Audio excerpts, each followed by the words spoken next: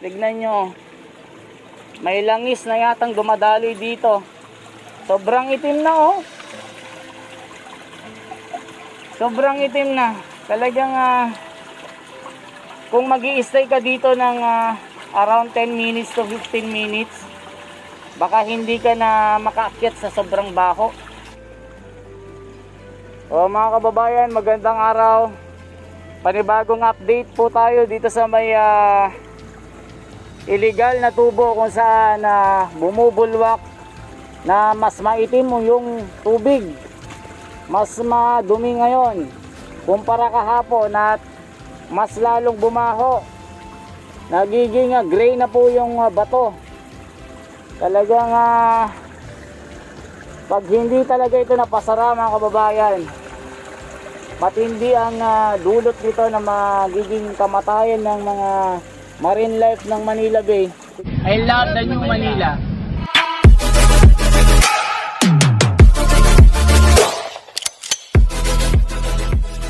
Tignan nyo, sobrang itim na, mas maitim ngayon kaysa kahapon.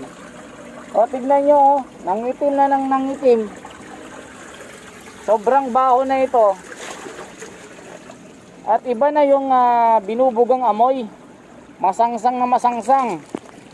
Nakakahilo na ang amoy nito.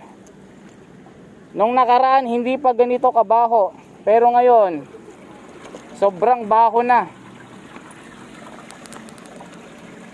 So ito yung pinuntahan ni Sec Troy Cimatu na mula dito tumalon.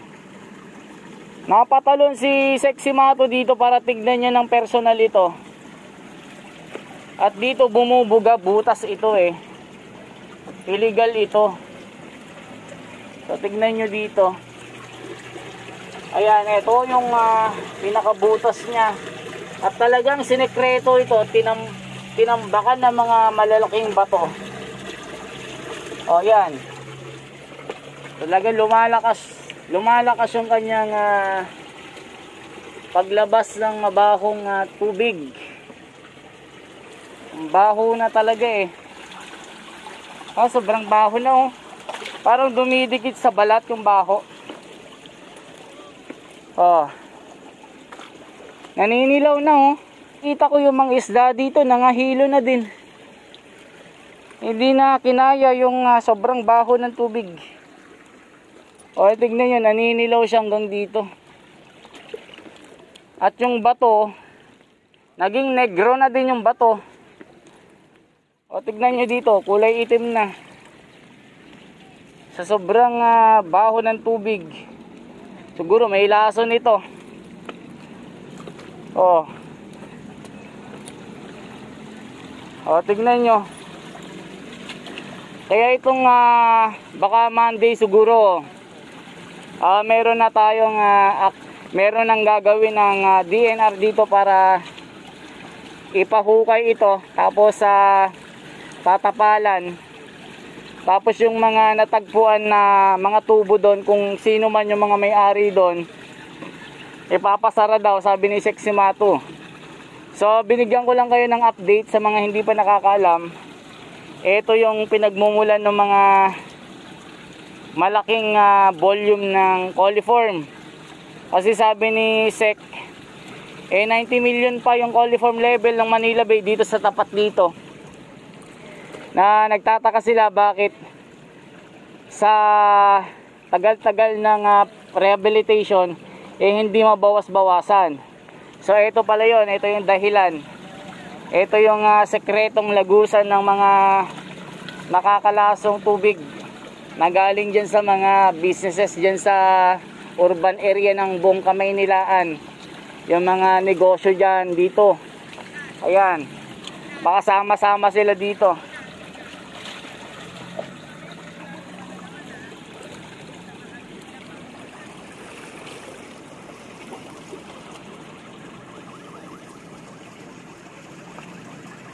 Oh.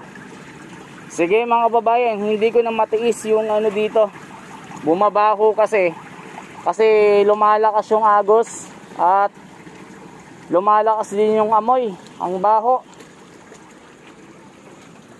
Ayan o, tignan nyo yung kahoy, nagiging gray po siya. Lason talaga yan.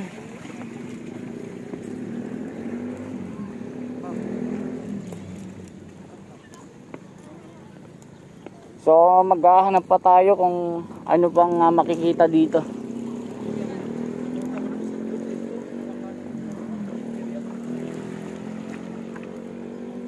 Kaya pala nagiging ganyan yung kulay ng tubig eh. Kasi merong karim-marim na dumadaloy dyan. Kaya nangangamatay yung mga isda dito. Dahil sa illegal na tubo na yan. Nagaling dyan. O dito. O okay naman dito. Kasi malayo tayo dun sa may tinatawag na nakakalaso na tubo doon na nagbubuga ng maitim na tubig at umaalingaso na amoy ng hangin. Hindi ka makakatagal, mas mabaho ngayon. Syempre alam nyo na. So ganito yung tubig dito sa Manila Bay ngayon. I-compare nyo po, malayo tayo doon sa may inaagusan ng maitim na tubig. Dito, malinaw-linaw ng konti dito. At wala nang baho dito. Yun lang yung nangangamoy, yung area na yon. Kung saan napatalon si Sexy Matu.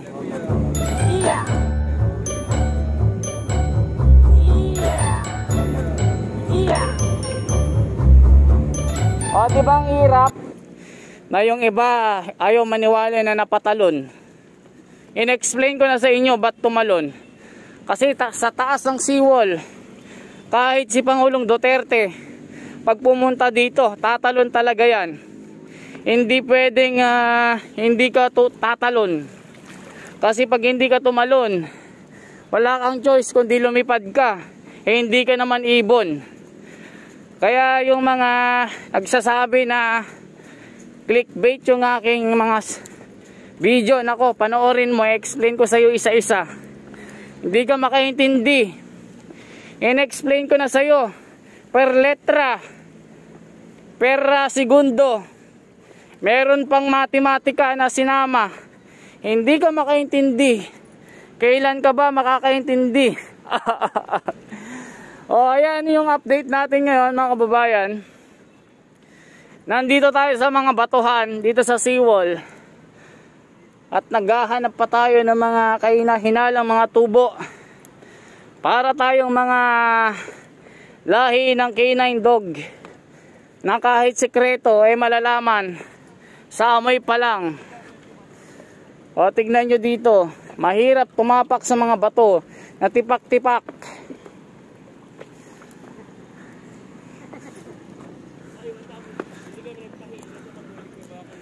O malinaw na dito. Malinaw yung mga bato. Yung tubig.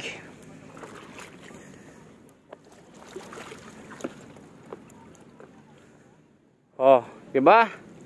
Lalaki ng mga tipak dito. Baka meron pa dito. Baka makita lang natin, ang dami pa lang mga illegal na tubo. O meron yatang umaagos dito eh.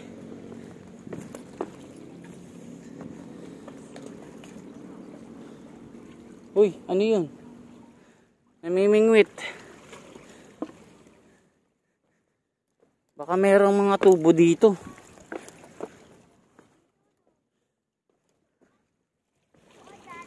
Baka natakpan lang ng mga malalaking bato. Kaya hindi natin makita yung iba.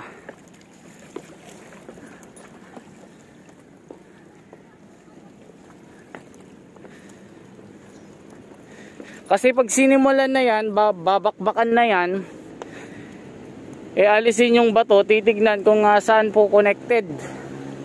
Para makita gaano kalaki or anong size nung illegal na lagusan na yon.